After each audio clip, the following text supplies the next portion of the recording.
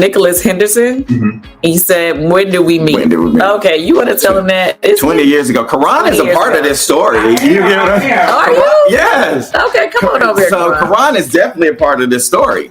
Like, speaking of that, so we met almost 20 years ago. That's my cousin Karan. That's Karan. Hey, everybody. And you want me to switch? Yeah. She got the middle. Don't put me on the end. So yeah, it was almost 20 years ago. I had done a website that when I was in college. For years, the public saw a power couple. What they didn't see was the silence. According to people who claim they were close to the marriage, the tension between Kandi Burruss and Todd Tucker didn't explode overnight. It supposedly rotted quietly from the inside, decision by decision, meeting by meeting, until one voice note changed everything. Sources allege Todd became convinced that one bond in the room was growing louder than his own. Not in headlines, not on camera, but in the small spaces where control really lives, late-night calls, last-minute changes, strategy, conversations that ran long after he left the table. Friends say Todd felt like a third presence had entered the marriage, not as a person, but as power. Privately, there were reported arguments. Long ones, emotional ones, allegedly about boundaries, allegedly about respect. Then came Thanksgiving. The dinner where, according to insiders, a kitchen conversation stretched for over an hour, while Todd sat untouched across the room. That night, at 3:04 a.m., a voice note was recorded. "I can't keep pretending," the voice allegedly says. "People think it's jealousy. It's not. It's about respect, and I lost mine." Hours later, the blogs lit up, and everything changed. Try to respond, or you can hit up Juan. You can hit me. Hit him in the DMs.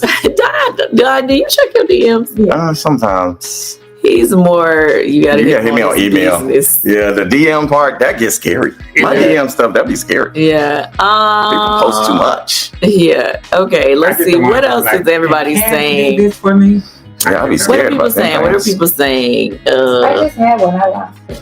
Let me see. Eugenia Miller says, Eugenia for Richmond, Virginia, need an extra on Housewives. I'll be extra like Marlo for the past 10 years until I get my peach. Nah, you read that shadiness. Well, I just saw that. I'm not pre-reading them. I don't even have time to pre-read. That's how people get caught up. Joni Martin. No, nobody took it personal. We just don't want to. Yeah. Joni, no, we didn't take your question personal. He just didn't want me to go start the mess, with the back and forth with certain people that have been coming for me in social media. Yeah. It's like, Too late. No, just kidding. Keep watching Kandi and the Gang. Yes, keep watching. Make sure y'all use the hashtag tonight, pound Kandi and the Gang. Oh. Make sure you watch it live. Watching live is important, even in this world of TV. People kind of, they're like, oh. For months, nothing seemed wrong on the surface. Public photos still went up. Campaign captions still smiled. Business announcements still landed right on schedule. But according to people who claim they were close enough to the marriage to feel the temperature change, something had gone cold long before the internet noticed. Not loudly, not theatrically, quietly. Friends would later say the tension didn't enter through scandal.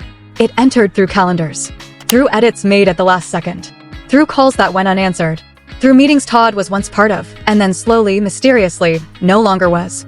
Insiders allege Todd began to feel like decisions were being decided elsewhere before they ever reached him. Show moves, business strategy, house schedules, personal plans. All of it, they say, seemed to route through one person. Not as a villain, not on paper, but as gravity. And gravity doesn't argue. It pulls. Sources claim Todd started describing the same feeling again and again, that the room always had a third presence. Not physically, but operationally. A presence that didn't sit, it hovered. And the more it hovered, the smaller he felt inside his own marriage. People close to Todd say he tried at first to rationalize it. That he didn't see conflict, he saw coordination. He didn't see intrusion, he saw efficiency.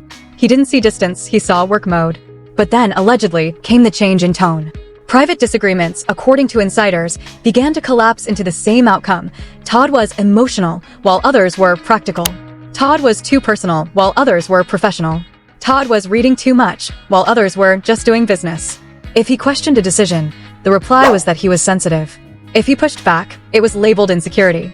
If he asked for space, it became drama. Sources say the frame was always the same. Todd equals the problem. And eventually, even he began to question whether that was true. Quietly, something else formed, a new rhythm in the house. Certain conversations happened behind doors. Certain topics changed when he walked in. Certain strategy talks ran longer than necessary. And nothing kills a marriage faster than the feeling of being edited out of your own life. According to friends close to Todd, what hurt the most was not the decisions themselves. It was the idea that decisions no longer included him. They say he began using one phrase again and again. It's like I'm married, but I'm not in the marriage. What started as discomfort slowly became something darker. Resentment. Not toward his wife, but toward the space between them. That invisible space. That expanding silence. And silence is never neutral. It chooses sides. The social media shift came next. Eerily subtle. Fans would later notice something small, then impossible to ignore. One account stopped tagging the other. One stopped appearing. No anniversaries. No couple captions. Just children. Business. Vacations separate. People close to the circle claim this wasn't a PR strategy. It was a standoff. Because according to insiders, Todd no longer felt invisible. He felt replaced. Not romantically, not even emotionally. Operationally. As if the marriage itself now ran on a different chain of command. One source, who claims to have seen private messages, says Todd wrote late one night, "Am I your husband, or am I just the last person on the list?" No one answered. That, they say, is when everything cracked. And then came Thanksgiving. To the outside world, it was just another holiday photo opportunity. Behind closed doors, sources allege it was the night reality finally became undeniable. They claim a conversation in the kitchen stretched past the hour mark. Strategy. Work. Long-term planning. The kind of talk that requires notebooks. Budgets. Timelines. While, reportedly, Todd sat in another room without interruption, without information, without invitation. Family members, according to insiders, noticed. Not the words. The energy. The way one side of the room leaned together and one figure leaned away. Someone allegedly whispered, "This doesn't feel like a marriage anymore." When dinner ended, there was no argument. No slammed doors. No raised voices. Just a truck door closing. Quietly. According to sources, Todd sat inside his car. In the dark. At 3:04 a.m., a voice note was recorded. Its contents were not theatrical. It was not explosive. It was tired. Allegedly, the words went something like, "I can't keep pretending everything is normal. People think it's jealousy. It's not. It's about respect, and I lost mine." Those who claim to have heard the message say the last 10 seconds were not words at all. Just breathing. Shaky. Heavy. Like something finally let go. By morning, the message had moved. Accidentally? Intentionally? Strategically? No one can say for certain. But before the sun set, headlines began to flicker across screens. Is something breaking between Kandi and Todd? Todd Tucker finally speaks? Private message surfaces. No files were shown to the public. No transcripts were posted. Just whispers. And in the absence of proof, the internet did what it always does. It filled the silence with imagination. That's when another moment resurfaced. Not from this week. Not from this year.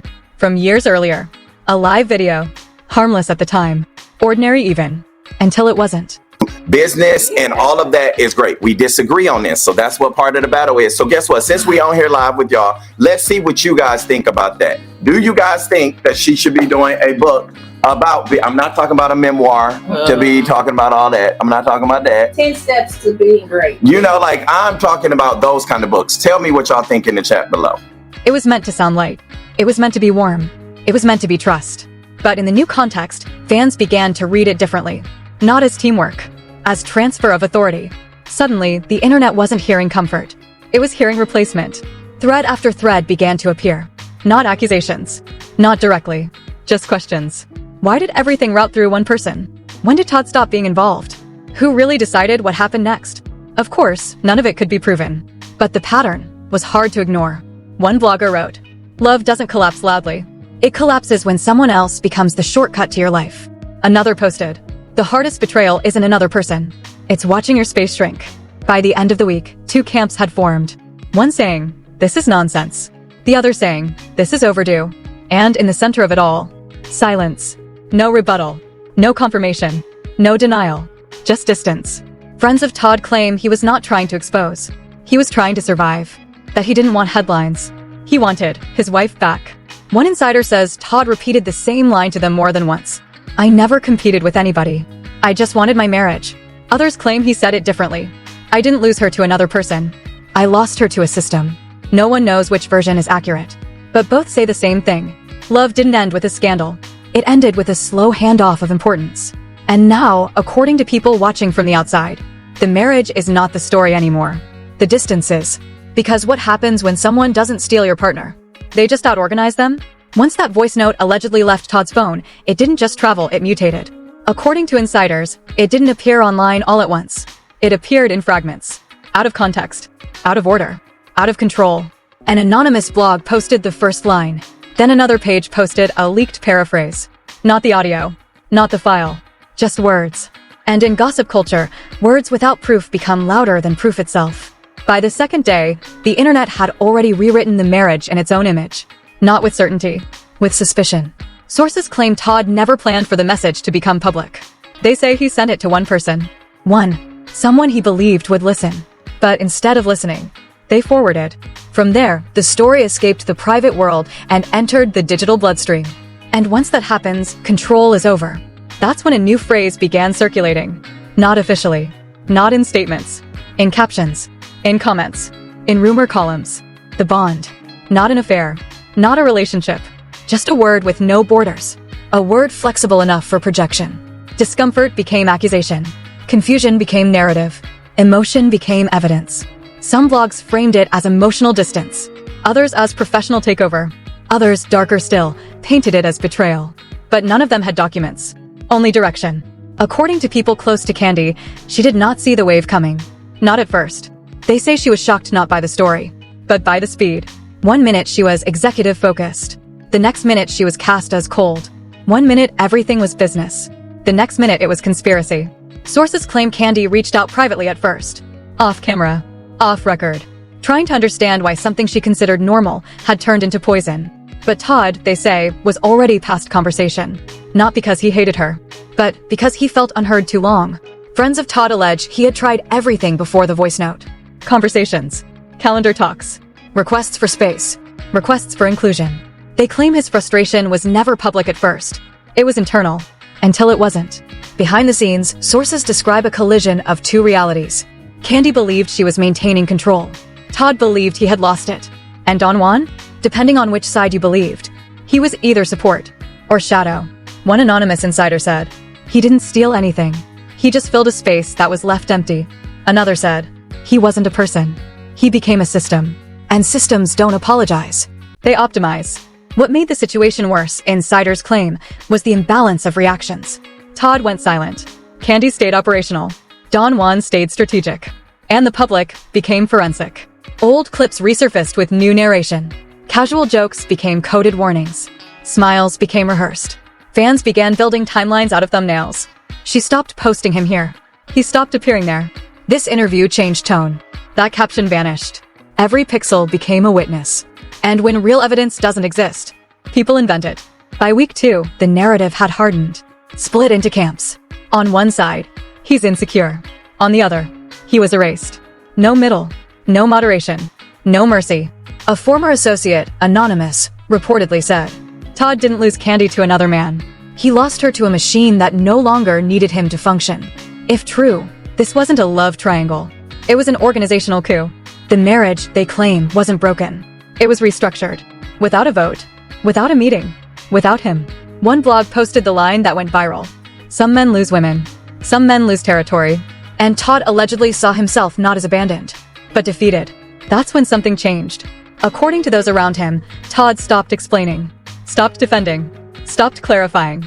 He stopped asking to be understood. He started preparing to be misunderstood completely. And Kandi? Sources say she didn't know how to fight a story she never participated in. Because she didn't leak. She didn't respond. She didn't scream. She didn't collapse. She kept going. And to the internet. That looked like indifference. When in reality, sources claim, it was shock. The kind that freezes. A friend of Kandi allegedly said, she wasn't denying you. She just didn't know what she was being accused of. But online, silence is guilt. Not always, but it always looks like it. The rumor economy doesn't wait for explanations. It monetizes confusion. Every article framed Todd as wounded. Every title framed Kandi as distant. Every thread framed Don Juan as powerful. But none of them knew the truth. They only knew which version got clicks. And then something worse happened. Impersonation clips appeared. Fake voice recreations. False texts. AI-generated audio. The chaos deepened. Now no one could tell real from fake. Not even the fans. Not even the friends. Not even Todd himself. One source claims he said, they're using my pain as decoration now. In the middle of this, an unexpected rumor surfaced. A so-called agreement. Not legal, not documented, but whispered. A rumor suggesting personal and professional lines were blurred beyond repair. Was it real? No one could prove it. Was it believable? That's what made it dangerous. By the time anyone decided to address anything, the audience had already decided everything. And once an audience decides, no statement is loud enough. The marriage, once private, was now public property, and property gets vandalized, and sold, and reused. By the time Kandi appeared again publicly, nothing she said mattered, because the story had already been written by people who didn't know her. Todd, meanwhile, became something else. No longer husband. He became symbol of displacement, of emasculation, of quiet replacement. He wasn't followed. He was interpreted. Every photo became a message. Every caption became code. Every smile became suspect. And somewhere inside that storm, the real issue disappeared. Not Don Juan. Not Kandi. Not even Todd. The real enemy was distance. And distance had already won. By the end of the month, no one knew anymore. Who started what? Who believed what? Who wanted what? Only one thing remained consistent. The silence. Not the calm kind. The heavy kind. The kind that destroys before it speaks. And Todd, according to those who claim to know him, said one last thing privately. I didn't scream because I wanted peace. Now everyone thinks I'm a villain. Because I didn't scream. By the time the internet finished taking sides, the marriage had already collapsed somewhere far quieter than social media. No cameras. No tweets. No statements. Just rooms that no longer felt shared. Sources say the final breakdown didn't come with yelling. It came with logistics. Schedules no longer overlapped. Doors no longer unlocked. Texts went unanswered, not in anger, but in resignation. According to people close to the situation, the house became a place of rotation, not return. One insider described it like this. They didn't fight. They avoided. And avoidance, when prolonged, becomes a verdict. When the two finally confronted each other, sources claim it wasn't in public and it wasn't pretty. Not in volume, in weight. Todd, they allege, didn't accuse. He confessed. Not betrayal, but exhaustion. A source who claims to know what was said describes it this way. He told her he didn't feel like a husband anymore. He felt like a visitor in his own life. Kandi, according to the same source, didn't deny damage. She denied intent, which is often the most painful mismatch of all. Intent doesn't repair impact, and impact doesn't forgive intention. That night, insiders say, both of them understood something they had avoided for months. The marriage didn't fall apart in one incident. It dissolved in fragments.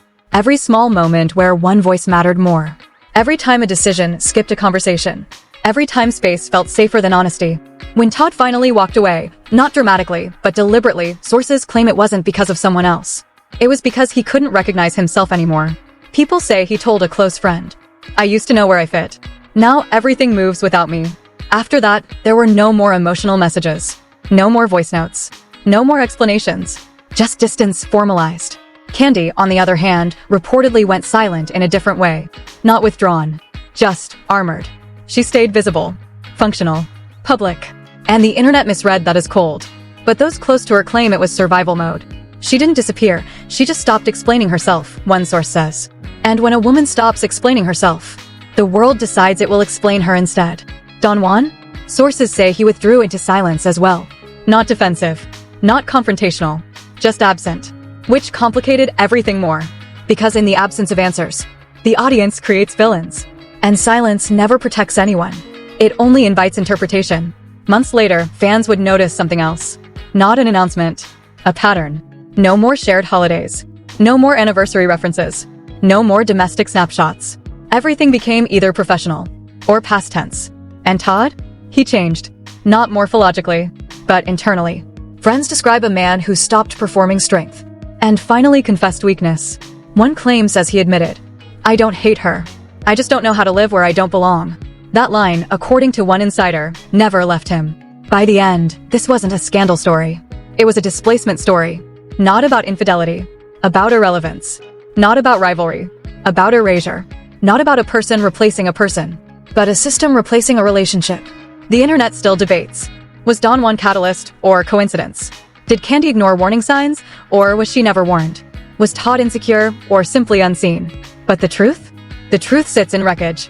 Because marriages don't die from explosions. They die from quiet choices made too often. And nobody documents those. No trending topic. No headlines. Just spaces that used to hold people.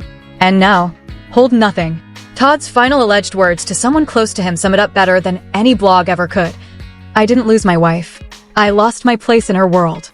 Kandi, according to sources, has never responded directly. And that perhaps is the loudest part of all. Not denial. Not confirmation. Just silence. And in modern culture, silence isn't neutral. It is unfinished business. Unanswered questions. An ending that refuses to announce itself. Because sometimes, there is no villain. Only distance that grew faster than love could chase it. And that's where this story leaves us. Not with answers. Not with closure. But with a silence so loud it refuses to fade. If what sources claim is even partly true, then this was never just about one voice note, one dinner, or one misunderstanding. It was about something much colder, something slower. The moment a relationship stops being a marriage and quietly becomes a machine. No headlines announce that. No Instagram post exposes it. No interview confirms it. It just happens. And by the time anyone notices, it's already over. Some will say Todd was emotional. Some will say Kandi was distant. Some will blame a third presence. Others will blame ambition. But maybe the real story isn't about any person at all. Maybe it's about what happens when connection gets replaced by coordination. When love becomes logistics. When belonging becomes optional. Because stories like this don't end with betrayal. They end with disappearance. Not from social media. Not from business. Not from success. But from each other. And now the internet gets to decide what the truth looks like. Without proof. Without context. Without permission. That's how modern history is written. In comments. In cuts. In captions. You've now seen one version of this story. But don't mistake it for fact. This is a reconstruction. A lens. A signal in the noise. So now we ask you, was this about jealousy? Or invisibility? Was this about power? Or distance? Was this a divorce? Or a quiet eviction from someone's life? Drop your thoughts below. But remember, in stories like this, the loudest truth is usually the one no one wants to say out loud. And sometimes, silence isn't innocence. It's the ending nobody knows how to explain.